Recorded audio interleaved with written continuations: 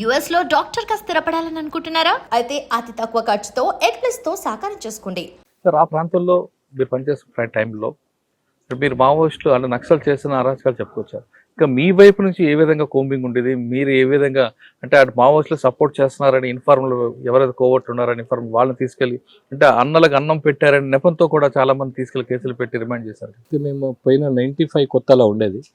మా సురేంద్రబాబు ఎస్పీ గారు కానీ, మా ఉమేష్ చంద్ర సార్ కానీ, మా ప్రవీణ్ కుమార్ సార్ టైంలో కానీ మేము చాలా రకాలుగా ఈ ఏదైతే మీరు అన్నది ఉన్నది చూడు, తీసుకుపోయి కొట్టడం, థర్డ్ డిగ్రీ ఉపయోగించడం కానీ, లేదంటే ఏదో రికార్డ్ పర్పస్గా వాళ్ళని ఇచ్చేసి ఎన్కౌంటర్లు చేయడం కానీ అవన్నీ కూడా ఆల్మోస్ట్ వాళ్ళు స్టాప్ చేసి 95 వరకు జరిగేది అది కొద్దిగా ఉండేది కావచ్చు. అంటే వాళ్ళ అన్నలకు అన్నం పెట్టారని వాళ్ళ మీద వైలెన్స్ ని న్యూట్రలైజ్ చేయడానికి ఇంకో వైలెన్స్ జరిగేది కావచ్చు.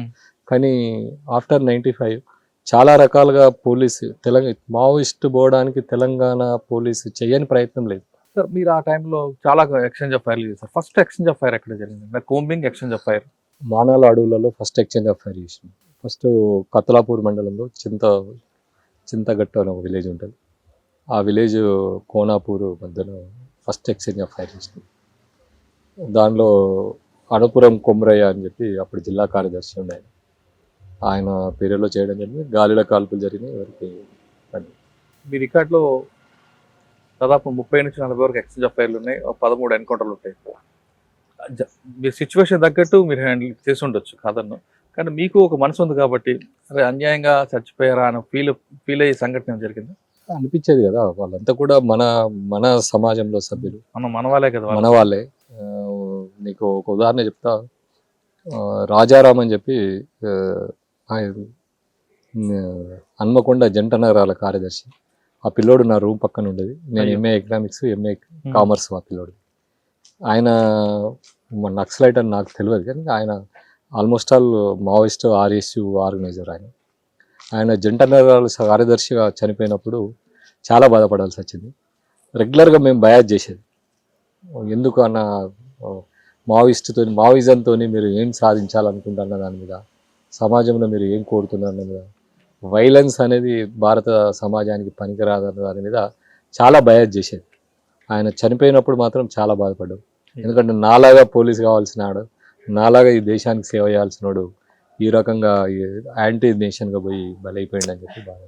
ఎక్స్చేంజ్ ఆఫ్ ఫైర్లు జరుగుతుంటప్పుడు ఒక మంచి ఎక్స్చేంజ్ అంటే బాగా గుర్తుండిపోయిన ఎక్స్చేంజ్ ఆఫ్ ఫైర్ చెప్పండి. అంటే త్రుట్లో మీరు కూడా తప్పించుకునే సంఘటన ఉంటాయి. చాలా సందర్భాలలో తప్పించుకున్నామండి. ఇది ఒకటి బాగా కొత్తపేట అని రాయకల్ పిఎస్ లిమిట్స్ లో ఒక ఎక్స్చేంజ్ ఆఫ్, అక్కడ ఏదో దళం మీద వైలెన్స్ చేస్తుంది, ఒక నలుగురిని తీసుకుపోయి కొడుతున్నారు అన్న దాని మీద మేము ఒక ఇన్ఫర్మేషన్ ఉంటే వెళ్తే వాళ్ళకు మాకు జస్ట్ 10 అడుగుల డిస్టెన్స్ వరకు వెళ్ళి ఎక్స్చేంజ్ ఆఫ్ ఫైర్ అయ్యింది.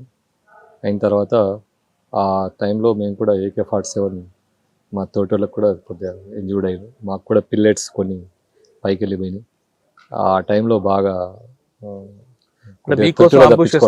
తుటుకులో తప్పించుకున్నాం. తర్వాత మాదేపూర్ ఏరియాలో చాలాసార్లు వాళ్ళ అంబుష్నకెళ్ళి రెడ్డిపల్లి కానీ, కనకనూరులో కానీ, రెడ్డిపల్లిలో కానీ చాలా సందర్భాలలో మాదేపూర్ ఏరియాలో చాలా ఎక్స్చేంజ్ ఆఫ్ ఫైర్లు. తర్వాత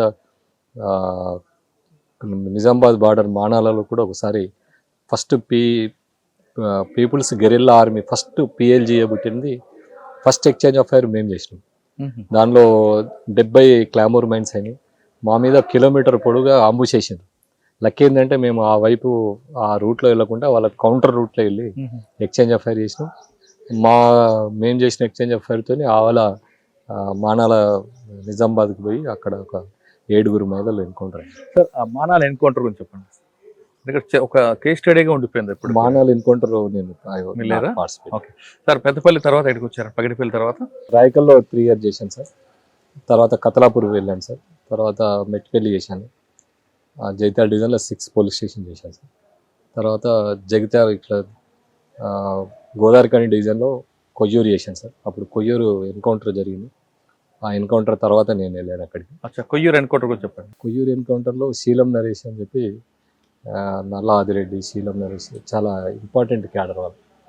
ఆ ఎన్కౌంటర్లో వాళ్ళు అక్కడ కొయ్యూరులో జెండా బెంగళూరు తీసుకొచ్చి ఇక్కడ ఎన్కౌంటర్ చేస్తారంట, వాస్తవం? ఆ విషయం తెలియదు. ఎన్కౌంటర్ తర్వాత నేను అక్కడికి వెళ్ళాను. అచ్చా. సార్ మీరు కరీంనగర్లో ఎంతకాలం పనిచేస్తుంటారు? 20 years 20 years. అంటే ఎస్ఐ సిఏ అక్కడే. SICA అక్కడ. ఓకే. 20 yearsలో ఎంతమంది ఆఫీసర్లు మీకు? సురేంద్ర బాబు గారు, సురేంద్ర బాబు సార్ ఫస్ట్, తర్వాత ఉమేష్ చంద్ర సార్, తర్వాత నళిన్ ప్రభాస్ సార్, తర్వాత ప్రవీణ్ కుమార్ సార్, తర్వాత గంగాధర్ సార్, శివశంకర్ రెడ్డి సార్, వీళ్ళ పీరియడ్లో ఆల్మోస్ట్ మీరు లెజెండ్స్ దగ్గర పనిచేస్తారు అందరూ ఆల్మోస్ట్. వీళ్ళందరి దగ్గర మీకు బాగా నచ్చిన ఆఫీసర్ ఎవరు? అంటే ఒక్కొక్కటి పర్సెప్షన్ ఒకలా ఉంటుంది, అందరినీ ఒకలా చేయలేం, కానీ మీకు బాగా అటాచ్మెంట్ ఉన్న ఆఫీసర్ ఎవరు? వాళ్ళంతా నలుగురు కూడా మాకు చాలా అటాచ్మెంట్లో ఉన్న ఆఫీసర్లే. సురేంద్ర బాబు సార్ ఇప్పుడు పోయినా కూడా మమ్మల్ని గుర్తుపెట్టి ఆదరిస్తారు. నళిన్ ప్రభాస్ సార్ కూడా చాలా ఇప్పటికి కూడా మొన్న డీజీ అయినప్పుడు కూడా మాట్లాడడం జరిగింది. నళిని ప్రభాత్ గారు కేవలం మిమ్మల్ని ఎందుకు బాగా లైక్ చేశారు? అంటే అక్కడ చేశారు, చేస్తున్నారు కూడా. చాలా మందితోని అట్రాక్షన్ ఉండదు. నేను ఒక ఎన్కౌంటర్లో సార్ ఏం చెప్పిందంటే, గుడ్ వర్క్ ఎవరైనా చేస్తే మా ఇంటికి తీసుకెళ్తా అని చెప్తే ఫస్ట్ నేనే చేసినది. ఏం చేశారు? కొత్తపేట ఎన్కౌంటర్. ఏదండి? కొత్తపేట అని విలేజ్లో మా జగిత్యాల దళంతో స్పెషల్ యాక్షన్ టీం వాళ్ళది. ఆ యాక్షన్ టీంని నేను ఇది చేశాను సార్. దానికి ఇదే సార్ మా ఫ్యామిలీతో సహా మేము కులు మనాలికి తీసుకెళ్ళిండు. అక్కడ 15 రోజులు మేము కులు మనాలిలో సార్ ఇంటి దగ్గరనే ఉన్నాం. అప్పటి నుంచి సార్తో బాగా అటాచ్మెంట్, ఆ రోల్ మోడల్ కూడా. అంటే మీకు నళిని ప్రభాత్ గారు అంటే బాగా బాగా. ఓకే సార్, ఇప్పుడు మీరు కొయ్యూరు కరీంనగర్ పనిచేసిన టైంలో మీకు మంచి వర్క్ చేస్తే మిమ్మల్ని తీసుకెళ్ళి కులుమలను చూపిస్తున్నారు, చేసి పెట్టారు. కానీ అప్పటికే మీకు టీచర్ అని చెప్పి మీ మామగారు మీ వాళ్ళ అమ్మాయిని ఇచ్చారు. కానీ కరీంనగర్ వచ్చాక మీరు పోలీస్ ఆఫీసర్ అయ్యారు. ఎప్పుడు మేడం ఫీల్ అవ్వలేదా, భయపడలేదా? ఎందుకంటే ఆ టైంలో చాలా దినదిన గండమే కదా, అప్పుడు చాలా పరిస్థితులు బయటకు వెళ్ళారంటే ఇంటికి వస్తారా? ఎగ్జాక్ట్లీ. చాలా మట్టుకు ఏంటంటే మా ఇంటికి ఎవరు మా అమ్మ నాన్న కానీ మా అత్త మామ వచ్చినా ఒక 2 days ఉండేది, 3 days ఏడ్చుకుంటా పోయేది. అనవసరంగా వీళ్ళు ఈ డ్యూటీ ఒకటే. ఎందుకంటే మేము ఇంటి దగ్గర మాకు ఒక 20-25 ఎకరాల వ్యవసాయం, మంచి అంతా ఆనందంగా ఉండే రోజులు అవి. ఇవన్నీ చూసి వాళ్ళకు, మా ఆదిలాబాద్ వెనుకబడిన ప్రాంతం కాబట్టి ఇదంతా సిచ్యువేషన్ అంతా చూసిన తర్వాత వీడికి ఎప్పుడు ఏమవుతుంది అన్న భయంలో పాపం ఇప్పుడు కూడా వచ్చిన ప్రతిసారి ఏడ్చేది. మళ్ళీ మావిడైతే మా పిల్లలు కానీ మావిడ కానీ నేను తుపాకీ పట్టుకొని బయటకు వెళ్ళిన ప్రతిసారి కూడా ఇంట్లో నిద్రపోకుండా వెయిట్ చేస్తూ ఉండేది. ఏది చిన్న టీవీలో స్క్రోలింగ్ కానీ వార్తలు వచ్చినా కూడా కళ్ళకి నీళ్ళు పెట్టుకొని, అప్పుడు ఫోన్ సౌకర్యాలు ఏమి ఉండేవి కావు. సెట్లో ఏదైనా ఉన్నదని తెలుసుకొని అరే సేఫ్ అని చెప్పి అట్లా అనుకున్న రోజులు చాలా ఉన్నాయి. సార్ మీ జర్నీ కంప్లీట్లో మీ మేడం రోల్ ఏంటండి? ఈ రోజు సక్సెస్ వెనక అంటే మీరే కాదు, పోలీస్ ఆఫీసర్ ప్రతి సక్సెస్ వెనక ఆవిడే ఉంటారు. ఎగ్జాక్ట్లీ. ఇన్స్పెక్టర్ గారు కానీ, కానిస్టేబుల్ కానీ, ఎస్ఐ కానీ, ఐపీఎస్ ఆఫీసర్ జనరల్ ఏముంటారు వాళ్ళ భార్యలే. వాస్తవం సార్. విషయం ఏంటంటే మాకు పర్సనల్ లైఫ్ తక్కువ ఉండదు, ప్రొఫెషనల్ లైఫే ఉంటుంది. పర్సనల్ లైఫ్ అంతా కూడా మా వైఫ్, సొసైటీ కోసం, పిల్లల ఎడ్యుకేషన్ కానీ, మీ ప్రొఫెషనల్ అంతా కూడా సొసైటీకే ఉంటుంది. మా భార్య పిల్లలంతా కూడా ఎప్పుడు మా మిస్సెసే, ఆడవాళ్ళే మొత్తం పిల్లల చదువులు కానీ, వాళ్ళ ఎడ్యుకేషన్ కానీ, హెల్త్ కానీ, వాళ్ళ బాగోగులు అన్నీ కూడా ఆవిడే. అంటే అమ్మాయినా నానైనా ఆవిడే, అన్నీ వాళ్ళే. ఇది అందరూ అంటే ఆల్రెడీ మీరు అన్నట్టు కానిస్టేబుల్ టు డీజీ వరకు కూడా this is the same situation. కానీ ఇప్పుడు కూడా మీకు ఆవిడ బాధపడలేదు? బాధపడ్డా కూడా పర్సనల్ లైఫ్ చాలా కోల్పోతున్నాం. అదే కదా. చాలా మటుకు వాళ్ళ ఇంట్లో ఉంటుంది, మీరు బయట ఉంటారు. చాలా మంది పోలీస్ ఆఫీసర్లకు రిక్వెస్ట్ ఏం చేస్తానంటే, నేను గో టు లోప్ లైన్. మీరు ఒక 5-6 years main stream law and order చేసిన తర్వాత ఒక 3-4 years లూప్ లైన్ వెళ్తే మన పిల్లలు ఏం చేస్తున్నారు, మన భార్య, మన హెల్త్ కండిషన్ ఏంది, మన పిల్లల హెల్త్ కండిషన్ ఏంది, వాళ్ళ ఎడ్యుకేషన్ ఏంది, పర్సనల్గా మనం రివ్యూ చేసే అవకాశం ఉంది. ఈరోజు నా పిల్లలు సక్సెస్ కావడానికి అది కూడా ఒక కారణం. నేను ఆఫ్టర్ లాంగ్ టైం నేను ఎస్హెచ్ఓ 16 years చేసిన తర్వాత ప్రమోషన్ మీద నేను ఏసీబీకి వెళ్ళాను.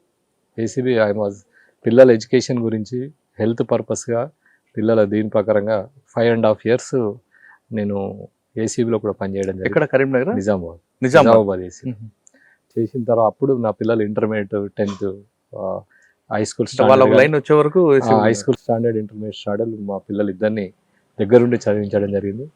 ఆ టైంలో వాట్ ప్రపంచం ఏంది అన్నది కూడా కొంత ఎంతసేపు ఈ 16 ఏళ్ల కాలంలో నక్సలైట్లు, సిఐ, ఎస్పీ, ఈ దీనిలోనే మనం ఇదైతా ఉంటాం.